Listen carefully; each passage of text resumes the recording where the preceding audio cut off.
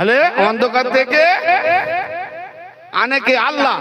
আল্লাহ তো একবার তার নিজের ঘর কাবা পাক নাই, তাহলে তার নিজের ঘর পাক করতে গিয়ে নবীর দরকার হতো। তাহলে আল্লাহর ওসিলা লাগে কাবা ঘরকে পাক করতে, নবী ওসিলা। আবার শুধু নবী ওসিলা নয়, আলী ওসিলা। আবার ওই পর্যন্ত নয়, আর সে আজিমে নবী মেরাজ করছেন। ভাই গশ পাকের কথা বলবো, গশ পাকের সামনে হচ্ছে না, অবশ্যই বলবো। ইমানটা তো প্রথম থেকে আনতে হবে না। আর সে আজিমে নবী পাক পৌঁছে গেলেন, ঢুকতে পারছেন না, বোধ করছেন। আল্লাহ বুঝতে পেরেছেন, হাবিব হ্যাঁ বুঝতে পারছেন, এটা তুয়া নয়, আপনি মুসাও নয়।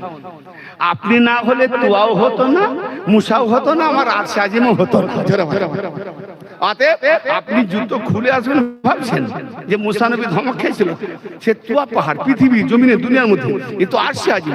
না না না না না, আপনি জুতো মোবারক পরিধান করে আসেন, আপনার জুতো মোবারকের ধুলোটা আমার আরশে আজিমে পড়বে, আমার আরশে আজিম বড় ধন্য হয়ে যাবে।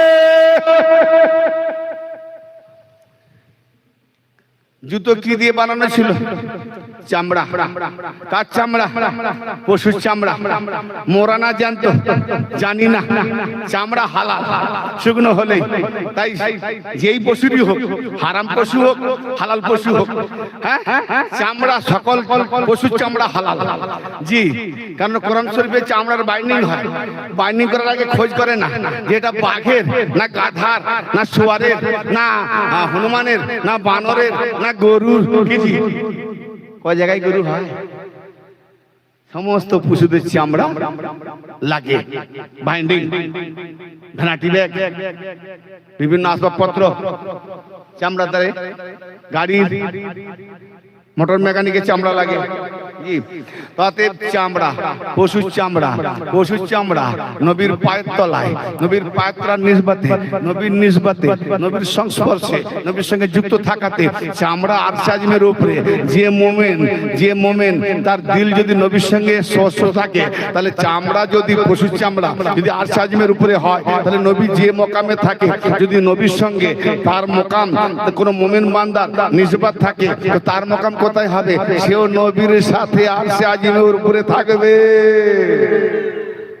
জি বলে না, নবীকে মহব্বত যে করবে সে আমার সঙ্গে হাসরে থাকবে, আমার সঙ্গে হাসর হবে। তো নবী যেখানে মহব্বতকারীও সেখানে, কি ঠিক না?